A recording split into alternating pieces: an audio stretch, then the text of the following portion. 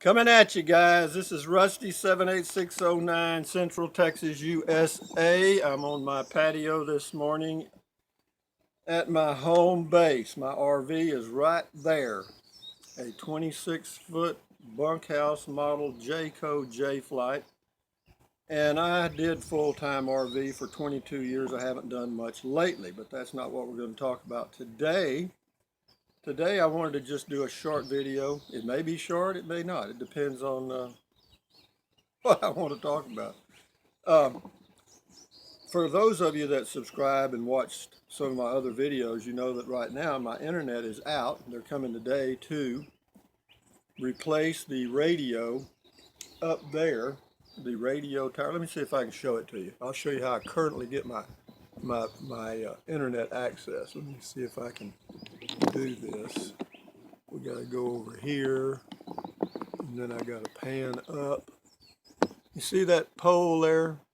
On top of that pole is a device. It's called a radio, but it's a Wi-Fi service that uses radio signals, and that's how I currently have it. And that thing up on top right now doesn't work.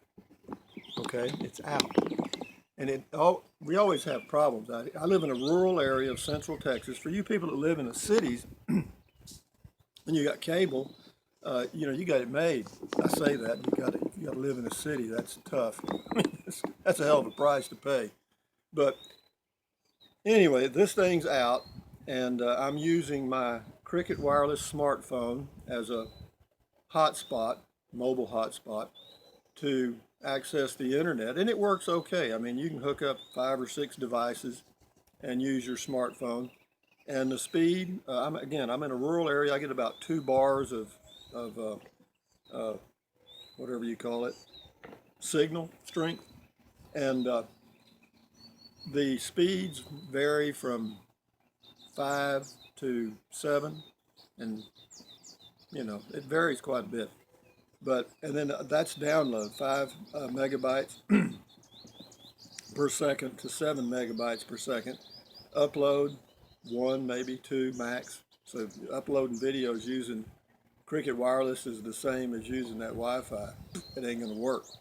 But the upside of using the mobile phone, obviously, or the smartphone, is you can take it anywhere. Okay, in other words, I could be traveling and hook onto the signal, and I've got internet access no matter where I am. And I do anyway, just over the phone, but using it as a hotspot, I can hook up and use my Chromebook or my tablet.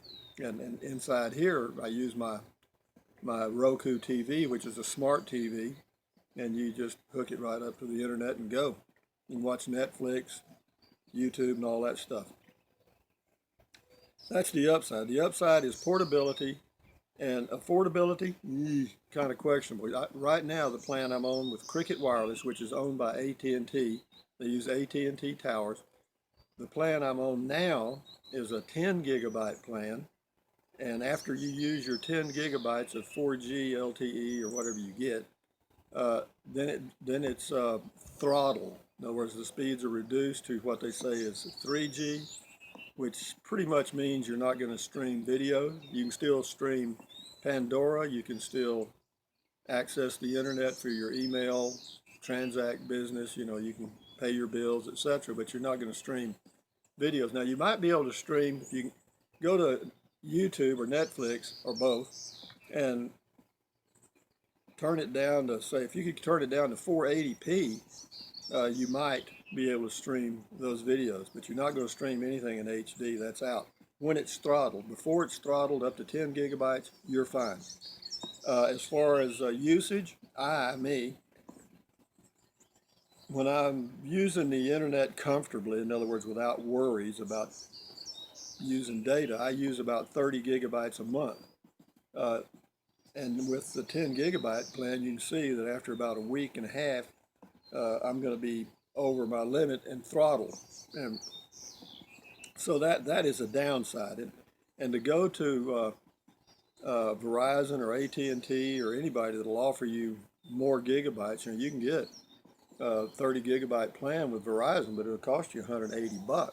That's out. AT&T's the same. They might as well be the same company. Their prices are exactly the same. Only the difference is AT&T is GSM, whatever that means, and Verizon is CDMA, whatever that means. And you can't use a Verizon phone on AT&T, and you can't use an AT&T phone on Verizon. Okay, and that's why one's GSM and one's CDMA. But back to using your smartphone as a home Wi-Fi service or device, 50-50. If you don't use much data, probably okay. Another downside about using the smartphone is whenever you've hooked it up as a hotspot, if you've got one or two devices hooked up, the battery drains pretty quick. You're going to be charging your phone at least once a day, maybe twice. I mean, it drops, not real quick. It's like you're watching video, I guess. It's about how fast it goes down, the battery. So anyway, that's that. And back to the Wi-Fi out here. Again, I'm in a rural area in central Texas, USA. And the Wi-Fi service, when it works, is okay because I get an average of between 4 and 5 megabytes per second download, which is good for anything. You can stream Netflix, YouTube, HD videos. You can't do ultra HD, but I don't care about that. HD is good enough for me. In fact, regular videos good enough for me. But and the data cap with the Wi-Fi company, it's called Rise, RISE, Rise Broadband. They're in about, I don't know, 8 or 10 states in the USA and growing. And yeah, you've got 250 gigabytes. You know, that's a lot. You know, I mean, I've often talked to them about coming up with another plan for a reduced price. I mean, if I use, let's just say they had a plan for 50 gigabytes, and for less would be great, because right now I pay $55 a month, including all taxes and fees, for 250 gigabytes, and I use 30. Okay, 30. You know, 1/8 of what's out there. And but again, they just have one plan. That's it. But they are going to change from this radio type service to LTE in the next 12 months. They're already starting to release it, and they say within the next 12 months they'll have it available here. And that's why I'm decided to stick with them. That's why they're coming out to replace this radio today, is because you know, a year from now we'll just switch over to LTE, and they say they're going to have some reduced price plans, which would be good, because if I can get 50 gigabytes for $30 a month, I'm in for that. That's not bad. That's good. But anyway, that's about it for the using the phone, the radio, Wi-Fi. Other than that, what else is going on in the world? I've done a lot of tasting events. Man, oh man, oh man. What have I created? You know, I wanted to do something part-time. I know I'm doing a fashion statement again, and I know this will shock some of you. I just got back from my walking. I walk every day for about an hour, and then for my treat, I give myself 4 dark chocolate almonds and green tea. That's my big treat for the morning. And but anyway, go get them, Trump, really. And hopefully we've got about we got June, July, August, September, October, then the election in November.